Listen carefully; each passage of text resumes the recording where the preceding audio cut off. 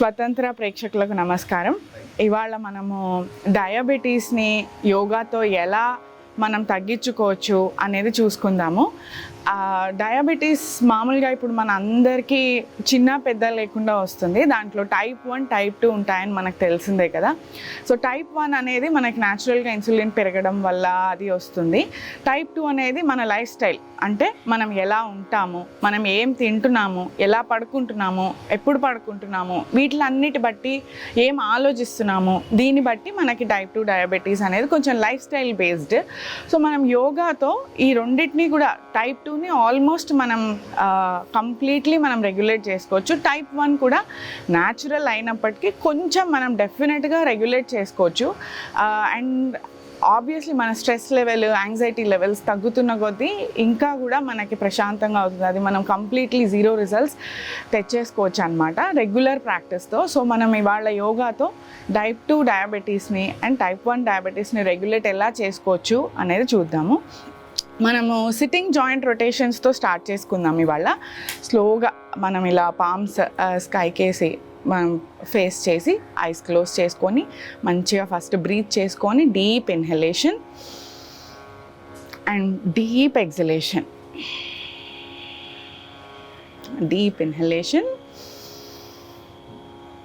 అని deep exhalation. అలా ఒక 3 సార్లు చేసుకున్నాక స్లోగా నెక్ రొటేషన్స్తో స్టార్ట్ చేసుకొని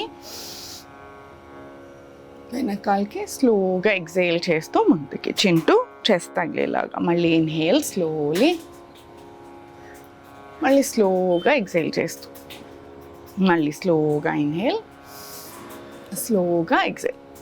బేసిక్ నెక్ స్ట్రెచెస్ చేసుకోవాలండి కంపల్సరీగా. స్లోగా ఇయర్ని షోల్డర్కి టచ్ చేస్తూ మళ్ళీ ఎక్సేల్ స్లోగా, మళ్ళీ inhale, exhale down, inhale, exhale. స్లోగా 3 టైమ్స్ ఇలా చేసుకున్నాక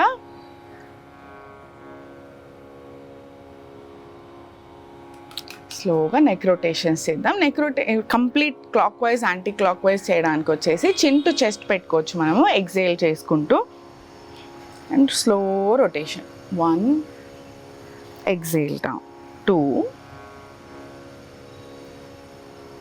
and 3. అలానే ఆపోజిట్ సైడ్ కూడా 1, 2 and 3.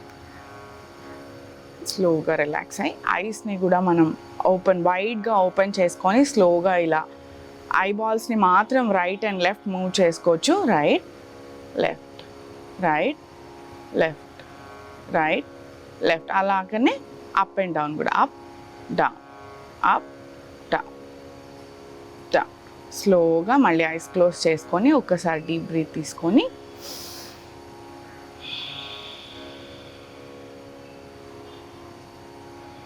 మళ్ళీ స్లోగా హ్యాండ్ రొటేషన్స్ చేసుకుందాం. ఫింగర్ టిప్స్ మన షోల్డర్స్ మీద పెట్టుకొని మంచిగా రొటేట్ చేసుకొని. ఎప్పుడైనా సరే ప్రిపరేషన్ బాడీ ప్రిపేర్ చేశాకనే మనం ఏ ఆసనాల్లోకైనా వెళ్ళాలి. మనకి టైం లేదు, ఒక్క 10 మినిట్సే ఉంది మాకు, మేము చేయలేం, డైరెక్ట్ ఆసనా చేస్తామంటే దాని బదులు ప్రాణాయామ కూడా మనం చేసుకోవచ్చు అనమాట. బట్ ప్రిపేర్ చేసి ఆసనాల్లోకి ఆల్వేస్ వెళ్ళడం అనేది మనం ఒక హ్యాబిట్ లాగా చేసేసుకుంటే మనకు చాలా ఉపయోగాలు ఎక్కువ ఉంటాయి మనకి. అలానే స్లోగా సైడ్ స్ట్రెచెస్ డయాబెటీస్లో ఎస్పెషల్లీ ప్యాంక్రియాస్ మీద మనం పనిచేసుకోవచ్చు అనమాట. మనం ఫర్దర్గా ఆసనాస్లో కూడా చూస్తాం. అది స్టమక్ అండ్ ప్యాంక్రియాస్ ఈ పోర్షన్కి మనం ఎంత ట్విస్టింగ్ ఇంకా మూవ్మెంట్ ఇస్తామో దాన్ని బట్టి మన ఇన్సులిన్ అనేది రెగ్యులేట్ అవుతుందన్నమాట. సో మనకు అది చాలా గ్లూకోజ్ లెవెల్స్ మేనేజ్ చేసుకోవడానికి, ఫుడ్ స్పైక్స్ అవన్నిటికీ యూజ్ అవుతుంది, గ్లూకోజ్ స్పైక్స్ అన్నిటికీ. అలా ఇప్పుడు స్లోగా left hand palm on the ground, ఆ అరచేతిని గ్రౌండ్ని పెట్టుకొని స్లోగా కుదిరిన వాళ్ళు ఎల్బోని కూడా ఇలా రెస్ట్ చేసుకొని స్లోగా రైట్ హ్యాండ్ పైకి పెట్టుకొని జెంటల్ ఇలా మనం స్ట్రెచ్ చేసుకోవచ్చు అనమాట. నెక్ పెయిన్ లేదు అనుకుంటే స్లోగా పైకి కూడా చూడొచ్చు. నెక్ పెయిన్ ఉందంటే మనం ఇలా ఫార్వర్డ్ ఫేసింగ్ కూడా ఉండొచ్చు అనమాట. మళ్ళీ అలా స్లోగా ఇన్హేల్ చేస్తూ పైకి. అదే ఆపోజిట్ సైడ్ ఏ చేసినా సరే లెఫ్ట్ అండ్ రైట్ కంపల్సరీ చేసుకుందాము. రైట్ పామ్ మళ్ళీ చెస్ట్ మీద ఫ్లోర్ మీద పెట్టి స్లోగా లెఫ్ట్ హ్యాండ్ అప్, ఎగ్జేల్ చేస్తూ డౌన్. కుదిరిన వాళ్ళకి స్లోగా పైకి చూడడం, లేకపోతే forward and then slowly come back. Inhale, మళ్ళీ రైట్ అప్. ఇన్హేల్, మంచిగా శ్వాస తీసుకొని స్లోగా ఎగ్జేల్ చేస్తూ, మళ్ళీ ఇన్హేల్ చేస్తూ స్లోగా పైకి రండి. లెఫ్ట్ హ్యాండ్ పైకి పెట్టి మళ్ళీ జెంటల్గా,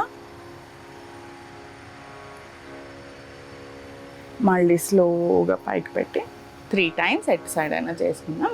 right hand up and slowly exhale. మళ్ళీ స్లోగా left hand up and slowly exhale. స్లోగా రిలాక్స్ అయ్యి 1 palm on chest, 1 palm on belly. Right hand వచ్చేసి చెస్ట్ పైన, లెఫ్ట్ హ్యాండ్ వచ్చేసి బెల్లీ పైన. Deep inhalation and deep exhalation. మళ్ళీ డీప్ ఇన్హలేషన్,